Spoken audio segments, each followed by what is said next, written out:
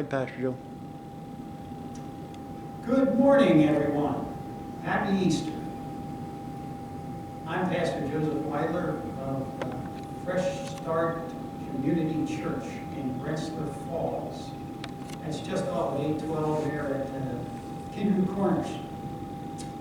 I remember driving by this church many years ago, wondering if it was operating or anything, and never dreaming that one day I'd be at least the interim pastor, and never dreaming, of course, that I'd be in this type of situation that we're in today with coronavirus plague that's upon our country. Wow. Strange thing. But I remember driving by, and it's the church that's built of logs there. It's just off of Route 812. So it's Easter, and we're in this situation. I think it's best if I start out with a prayer. So let's just bow our heads, and we'll get into the message then. Father in heaven, Lord, we thank you, first of all, for Easter. We know that this is the time that Jesus rose from the dead and gave us the hope that there's a day coming when you will rise from the dead too, those of us that have trusted Jesus. And we're grateful as well that even though we can't meet in churches, that we can at least do something through the internet and through the media to get the word out and to have fellowship together. But we long for the day when this plague will be off our country, off our community, and our churches, that we can meet together and have the fellowship we long for. And we pray that it will be renewed and that good will come out of this in the end, because we know that you are good and everything you do turns out for good, even if it isn't good in and of itself. So we just pray right now, though, that this will come to a speedy end in our nation, and that we will have a new birth of fellowship and communion with one another in the churches. In Jesus' name I pray. Amen. Amen.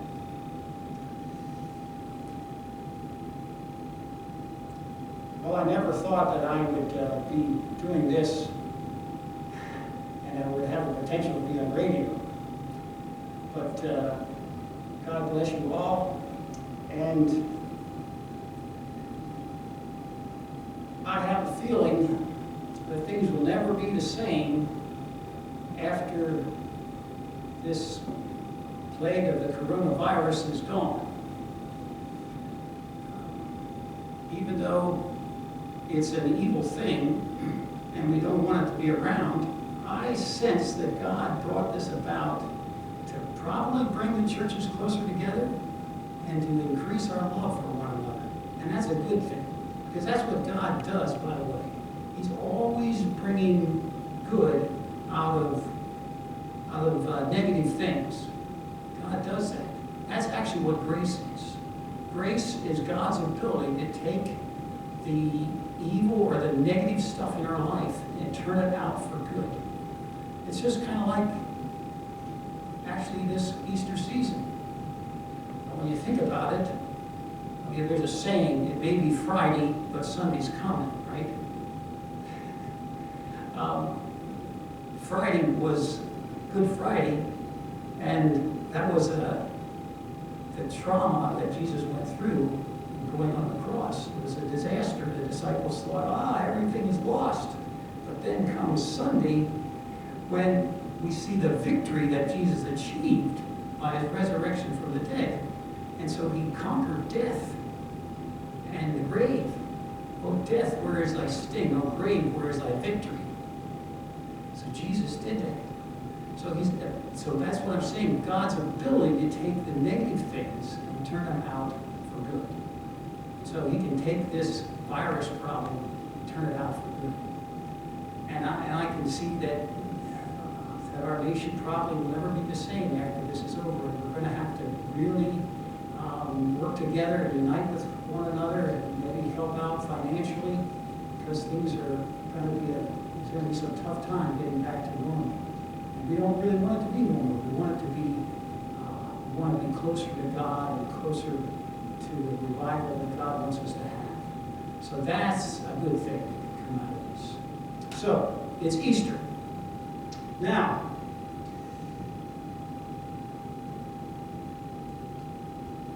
I remember, I don't know when it was, if I read it maybe, but many years ago, someone said to me, if someone rises from the dead, we ought to listen to what they say. And that's a good thing to think about. It's a logical statement, and it makes sense. And I want to listen to what Jesus had to say, because Jesus rose from the dead. Right? I mean, well, he rose other people from the dead. He raised Jairus' daughter, several other incidences there in the New Testament where he raised people from the dead. But Jesus is the only person that raised himself from the dead. He said, I have the power to lay down my life, and I have the power to take it back up again. So it's very important that we listen to the words of Jesus. And, you know, I was thinking the other day, Jesus' words in the New Testament are unique. His teachings of the Sermon on the Mount, they're unique. They're not found in ancient history or Socrates or the Greek scholars. What is in the New Testament is unique. It has to be from this man, Jesus. There's a lot of scholars that are skeptical today about the New Testament, about how things came to be. But I want to tell you something. I certainly know Jesus. The witness of the resurrection of Jesus Christ is irrefutable to the person who wants to do an investigation into this. There's several books about this I know that have been written. One of the things we can know is that we have the testimony of the four Gospels. Matthew, Mark, Luke, and John. They wrote independently of one another, and each one of them mentions the death, burial, and resurrection of Jesus Christ. Not mentions it, but goes into detail on it. So, and you say, well, maybe they were people that were trying to start a new religion, you know, they just were, going around. No. Luke was a doctor. Matthew was a tax collector. John was a fisherman. Mark was a young man at the time. Matthew and John were actually eyewitnesses to Jesus' resurrection. And the others, Luke, he was a scholar, and he studied, and he went and got all these testimonies of people that had seen him. So, of course, Jesus appeared first to the women that went to the tomb. And then there's, it says in, I think, 1 Corinthians, where it talks about 500 people seeing Jesus all at once in Galilee. So there's many evidences for the resurrection of Jesus Christ and the existence of Jesus Christ. I mean, here are our whole time. We have BC and AD, right? AD before Christ, and AD doesn't stand for after death, it stands for Anno Domini, which is in the year of our Lord. So our whole calendar is based on Jesus.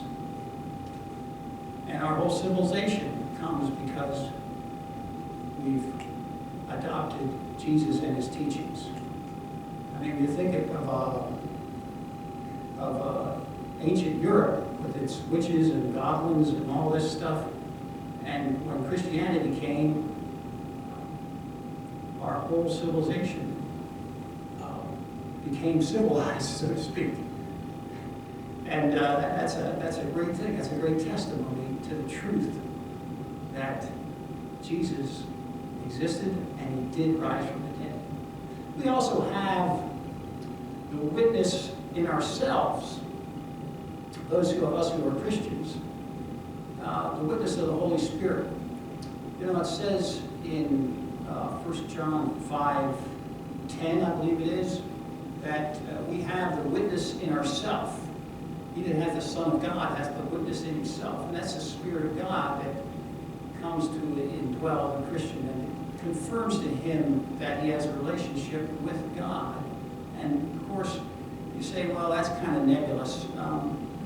Yes, but I like to look at it as we look at love. You know, love you can't see, you can't describe it in a concrete way. Say, oh, that's love there. There's some love. No, you can't do that. It's a spiritual relationship. It's a trust relationship. So when lovers are in love, they trust each other.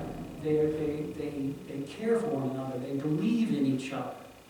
So when we come to know God and we trust Jesus as our Savior, we have a relationship with Him, and that's a spiritual relationship. That's the Holy Spirit that comes to indwell us, and it gives us a trust that Jesus is real and He did rise from the dead, because we read it and we believe it. It's an inner testimony. Now you might say, well, yeah, that's fine, but I want to see it with my own eyes. I want to know that the resurrection really did occur. Okay, well, there was a disciple like that. That's Doubting Thomas. Maybe you heard of Doubting Thomas. He said, except I see the nail prints of His hands, and I reach my finger and I touch the nail prints in His hands, and I thrust my hand into His side, I won't believe. Well, the occasion came when Jesus did appear to Thomas, and the other disciples were present then too, and He said, Thomas, go ahead. Look at my nail prints and reach your finger and touch them and thrust your hand into my side. And Thomas did that. And you know what he said after that? My Lord and my God. And Jesus said to him, because you have seen, you have believed. Blessed are those who have not seen and have believed. And that's us. Because we haven't seen Jesus physically, but we still believe, because we have His Spirit inside us. Those of us that are Christians and learn Easter. Yes. So, still though, there might be some that would say, that's a miracle that we don't see. How can someone raise someone from the dead that's been dissolved into the ground, and there's no, or they've been cremated and gone into smoke, and their ashes are scattered all over? How can God, how could you believe that person would be resurrected again? I mean, that's just kind of unbelievable. I mean, Jesus was, because He was just dead in 3 days, but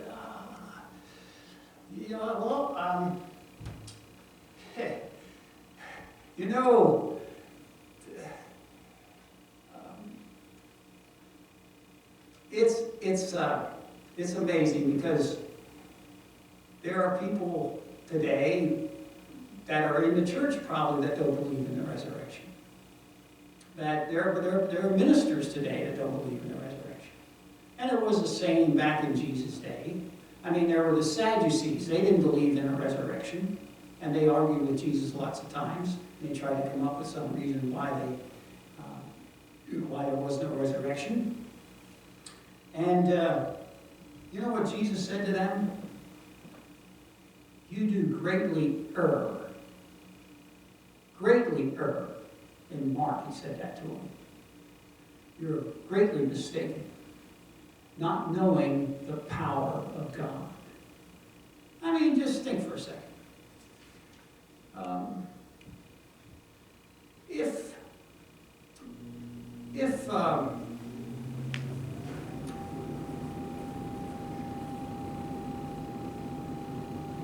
If we can construct a building or a computer with a blueprint, if we got the blueprint and we got the materials, we can make the machine or the building or the computer, whatever it is.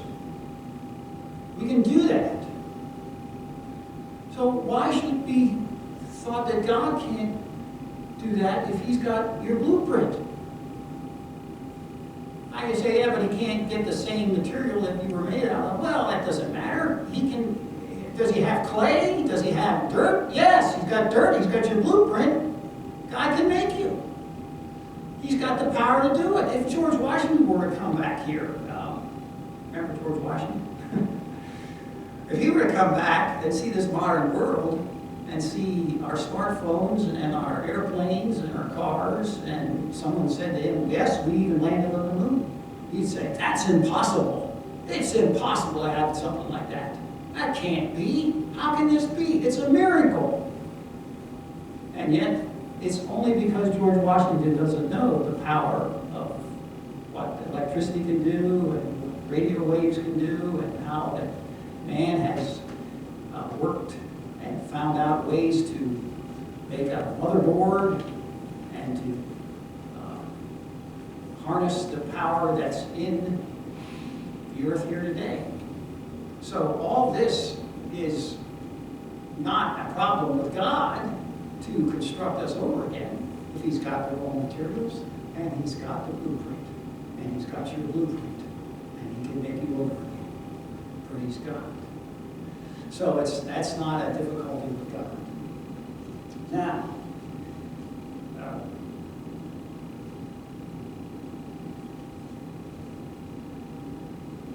apparently in St. Paul's day, as I said, the early church, there's a passage in 1 Corinthians where he talks about those that didn't believe in the resurrection from the dead. He says in verse 12 of chapter 15, now if Christ be preached that He rose from the dead, how say some among you that there is no resurrection of the dead? See, that was even in the church there in Paul's day. There were some that didn't believe. But you know, he says in verse 17, if Christ be not raised, your faith is in vain. You are yet in your sins. Then they also which are fallen asleep in Christ are perished. If in this life only we have hope in Christ, we are of all men most miserable. Now think about that for a second. If Jesus didn't rise from the dead, then there's no judgment. If when you're dead, you're really dead, and you disappear, well then, what does it matter? Eat, drink, and be merry, for tomorrow you die. You know, when I was in the Army, they used to tell us the opposite of the golden rule. They used to say, do unto him before he does unto you. And that's exactly what will happen. If there is no resurrection, then what does it matter? All of the teaching of kindness and love, let's just love one another and get along. Why can't we all get along? Let's just follow the teachings of Jesus. We don't know, it doesn't matter whether He rose from the dead or not. We'll just follow His teachings and we'll all love one another. Yeah, really? Yeah? Well, that means that Adolf Hitler didn't like a certain group of people. He's just dead. He's dead and gone. So, what does it matter? If you don't like certain people, just get rid of them. It's going to be every man for himself. Wouldn't that be the case? If there was no resurrection, if there is no judgment, if there is no heaven, there is no hell. Let's just do what we feel like doing. And you'd have the destruction of mankind in no time at all. So, there has to be a resurrection. There has to be.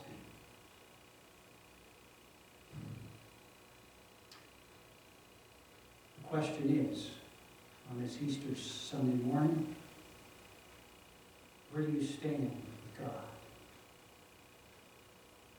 Are you on his side, or are you on the judgment side? I want to hear the Lord say to me, well done, thou good and faithful servant. Enter into the joy of thy Lord. I want to hear that said to me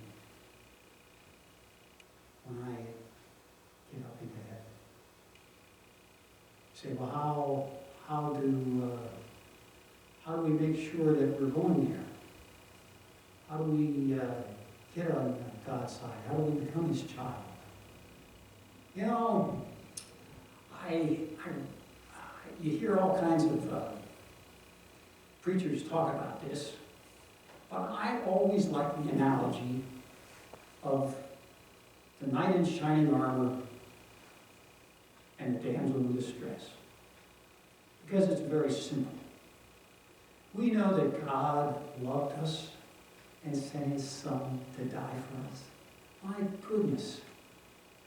He sacrificed his only Son on the cross on Good Friday to save mankind. That's the love of God. How could you refuse that? But let's get back to my example here. The damsel in distress is us. And if we live in this life, we can't escape trials and tribulations. We can't escape the consequences of our own sins. They catch up to us eventually. So we're in distress. God loves us, though. The knight in shining armor is Jesus. And he loves us. And be standing between the damsel in distress and the knight in shining armor is this fire-breathing dragon called Satan, and death and grave. Ah, yes. But that knight in shining armor, he has no problem. He wants that damsel in distress. He wants to rescue her and be her hero, and so he slays the dragon on Good Friday. And on Easter Sunday, he's there, right, rescuing her from the dungeon and from the distress that she's under. And she said, "Oh, my hero, I'm so thankful for you." And he says, "Oh, I love you. Will you marry me?" And what's she going to say? Yes. That's all it takes to get in a right relationship with God, is to say yes. Just like the woman would say to the man who loves her and ask her to marry him, ask her to marry him. So, that's all it takes. God loves you and gave his life for you, and he rescued you. And when that happens, her name changes. Everything changes when she says that yes. She now belongs to the knight in shining armor. And her place of residence changes. So with us. When we say yes to God, our name changes. We now belong to Jesus. And we're a child of God.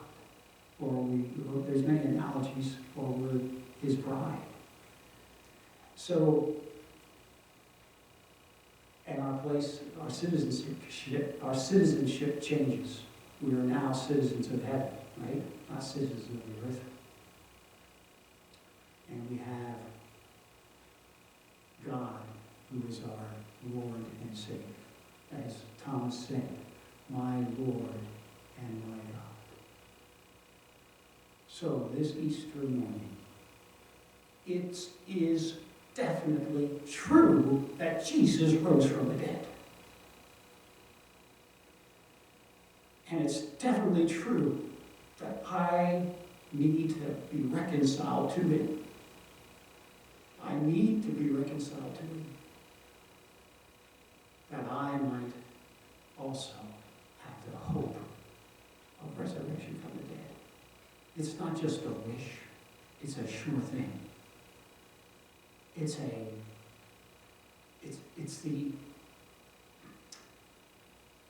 the anticipation of an event that's going to happen because you trust God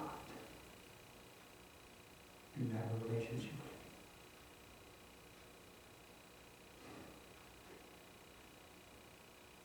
Let's pray. Oh, Father in heaven, thank you for Easter. I pray that everyone within the sound of my voice has responded to that love and has said yes to Jesus Christ. And they have the hope of eternal life in heaven. In Jesus' name, amen. God bless you all. Have a wonderful Easter.